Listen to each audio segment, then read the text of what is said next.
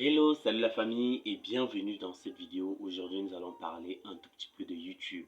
Comment se lancer sur YouTube et pourquoi se lancer sur YouTube? Est-ce pour l'argent? Est-ce pour la notoriété? Est-ce pour devenir simplement connu, su? Ou alors c'est pour sortir de la pauvreté? Alors, si c'est la première fois de me découvrir, n'hésite surtout pas, abonne-toi et je vais te dire aujourd'hui, ton travail ne passe pas inaperçu. Si toutefois tu publies des vidéos, pas de vues, si tu partages des contenus qui sont ignorés de tout le monde, n'hésite surtout pas. Regarde cette vidéo jusqu'à la fin, je vais te donner la motivation nécessaire pour continuer à créer des contenus de qualité. Et je vais te donner aussi des conseils qui vont te permettre comme cela de créer, d'impacter et surtout d'avoir beaucoup de vues.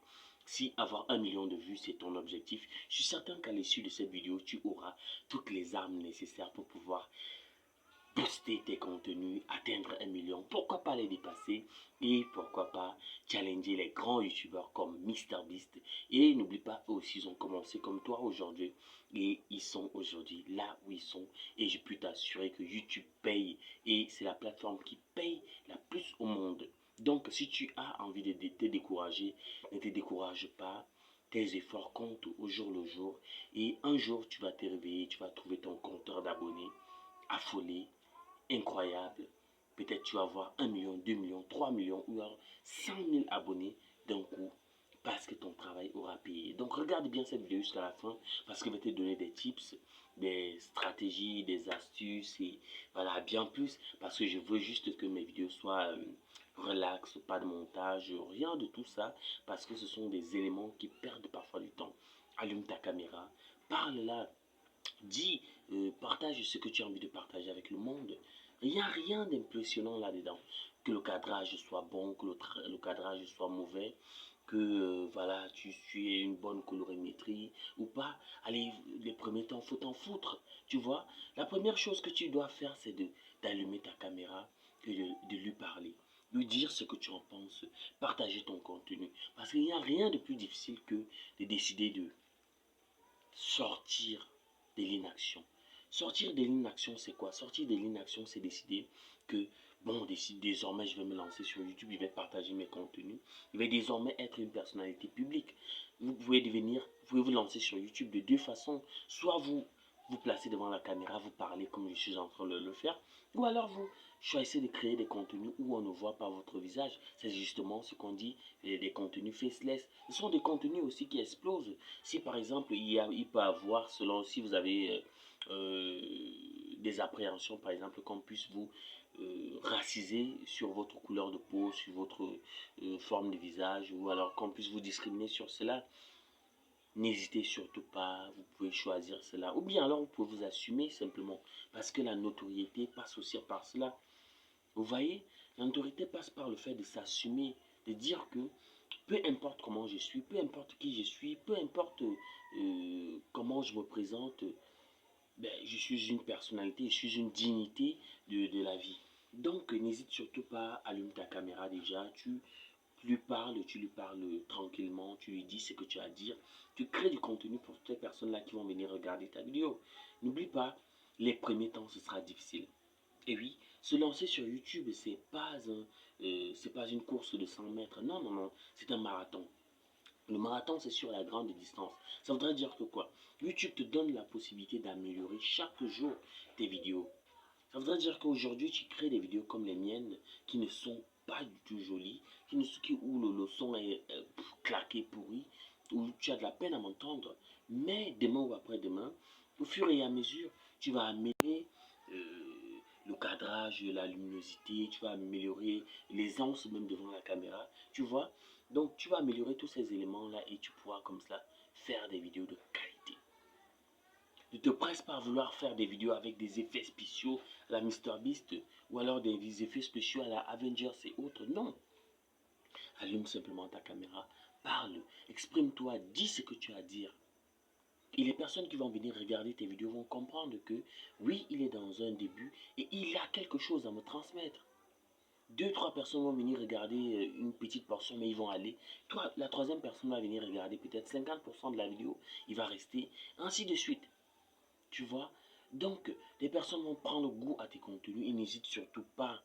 Fais des shots, fais des vidéos longues, Donc, il faut mixer les deux types de contenu. Pourquoi je dis ça? Parce que les shorts te permettent d'avoir rapidement beaucoup d'abonnés et pourtant, les longues vidéos te permettent d'avoir les heures de visionnage qui te sont demandées. N'oublie pas, on te demande 4000 heures de visionnage et 1000 abonnés. Tu comprends que si tu fais simplement les shorts, ça ne va pas donner. C'est vrai qu'aux shorts, on te demande des millions, 10 millions de vues. Imagine-toi par exemple les premiers jours avec tes shorts. Tu fais 3 vues, 4 vues. Tu vas atteindre 10 millions de vues. Comment? C'est pas évident. Donc il faudra mixer entre les deux du genre. Si l'une des vidéos perce ou alors si une vidéo devient virale sur le coup du hasard ou alors sur le coup du fait que YouTube ait constaté que ton audience apprécie ce type de vidéo ou alors que tu te démarques dans cette vidéo et qui voudrait te mettre en avant, bah, cette vidéo longue là va faire les 4000 heures de visionnage qu'il te faut et les shorts vont te donner les 1000 abonnés qu'il te faut. Voilà une stratégie pour pouvoir atteindre rapidement la monétisation. Quand je t'ai dit tes efforts comptent, tu ne comprenais pas, n'est-ce pas? Voilà, donc nous y sommes. Donc n'hésite surtout pas, améliore-toi et n'hésite pas, fais comme je l'ai toujours fait. Tu regardes un tout petit peu ce que les autres produisent comme contenu et puis tu essaies de reprendre cela à ta sauce.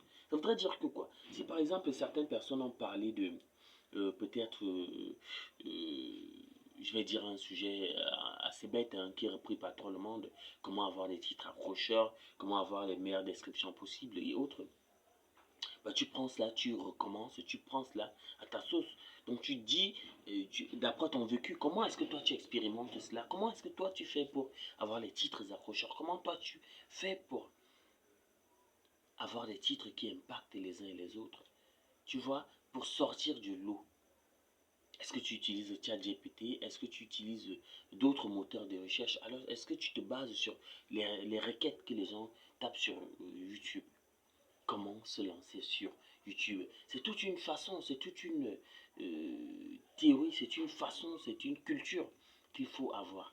Donc il faut plus réfléchir comme la personne qui vient taper la requête, mais il faut penser aussi comme le producteur de contenu, parce que vous allez produire du contenu et il faudra apporter des solutions. Maintenant, il faudrait d'un autre côté, lorsque vous allez vouloir faire le référencement, penser comme celui qui vient saisir la requête, parce que la requête qu'ils vont saisir, c'est vous qu'on va proposer. Si par exemple vous tapez, si une personne qui vient simplement taper comment avoir des titres accrocheurs et que votre vidéo principalement dit que comment avoir des titres accrocheurs, par exemple en 2025, en 2026 ou autre. Donc c'est cela. Donc si moi par exemple je devais me lancer sur YouTube en 2025, en 2026, qu'est-ce que je ferais? Je ferais tout de nouveau. Comment? Je créerais ma chaîne YouTube au plus vite possible. Et je ne me limiterai pas à une seule niche. Parce que se limiter à une seule niche, c'est pouvoir, c'est se dire que si aujourd'hui, ici, ça ne donne pas, bon, peut-être là-bas, ainsi de suite. Bon, c'est très bien. La majorité des grands youtubeurs vont vous dire de vous limiter à une seule niche. Mais moi, je vais vous dire simplement de créer des vidéos. Créer des vidéos qui attirent des personnes, qui répondent à des points, des vidéos qui apportent des réponses à des questions. Et vous vous ne manquerez jamais d'audience. Vous voyez? Donc, n'ayez pas peur de vous lancer, n'ayez pas peur de pouvoir allumer votre caméra et de faire une vidéo, de tourner, peu importe l'emplacement, peu importe la façon dont vous parlez, peu importe la façon dont le son sera pourri ou autre.